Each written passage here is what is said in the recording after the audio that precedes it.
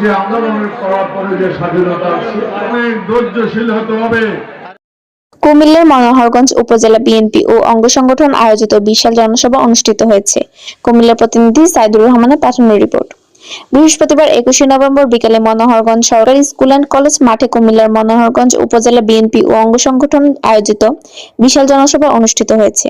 জনসভায় প্রধান অতিথি বিএনপি নির্বাহী কমিটির ত্রাণ ও পুনর্বাসন বিষয়ক সম্পাদক ও কুমিল্লা দক্ষিণ জেলা বিএনপির আহ্বায়ক হাজী আমিনুর রশিদ ইয়াসিন। এই মনোহরগঞ্জে বাংলাদেশে যে কয়টা জেলায় জুলুম নির্যাতন হয়েছে, সম্ভবত সবচেয়ে বেশি জুলুম নির্যাতন হয়েছে মনোহরগঞ্জে। কোন এক জনসভা, কালাম সাহেবের বাড়ির এখানে এক জনসভার সাথে আসার পথে 42 জন লোকদের একদিনেই আহত করা হয়েছে।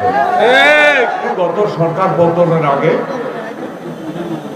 ওই সরকারের সেক্রেটারি কাদের বলছিল যে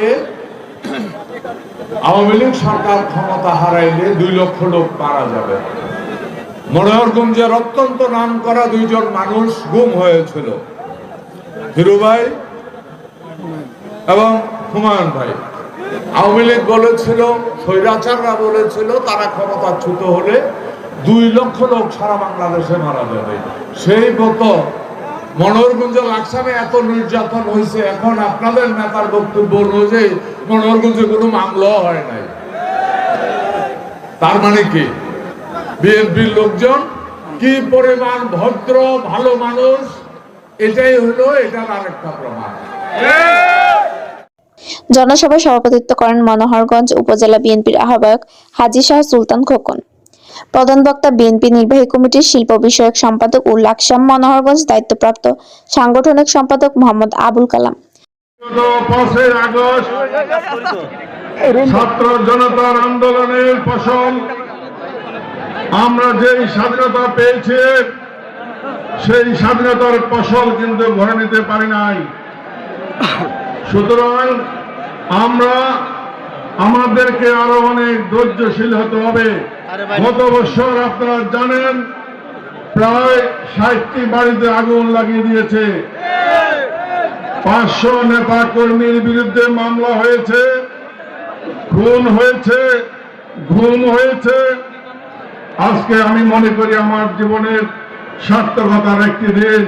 তাজুল ইসলাম সহ তার দোসরদের যে নির্যাতন নিপীড়ন লাকসাম মনোহরগঞ্জে তারা করেছে, করার পরেও আজকে মনোহরগঞ্জবাসী বিএনপির ডাকে আপনারা সাড়া দিয়ে যে অভিভূত দৃশ্য আমাকে দেখিয়েছেন, কুমিল্লা মহানগর, কুমিল্লা দক্ষিণ জেলার নেতৃবৃন্দ, মনোহরগঞ্জ উপজেলা বিএনপির সদস্য সচিব অধ্যাপক সরওয়ার জাহান ভূঁইয়া দোলনের সঞ্চালনায় বিশেষ অতিথি কুমিল্লা মহানগর বিএনপির আহ্বায়ক উদ্বেদুল বাড়ি আবু, মহানগর বিএনপির সদস্য সচিব ইউসুফ মোল্লা টিপু, কুমিল্লা দক্ষিণ জেলা বিএনপির সদস্য সচিব হাজী জসিমউদ্দিন, বিএনপি নেতা কামরুজ্জামান আমির, আশিকুর রহমান ওয়াসিম, জেলা মহানগর উপজেলা সহ বিভিন্ন ইউনিটের নেতৃবৃন্দ উপস্থিত ছিলেন।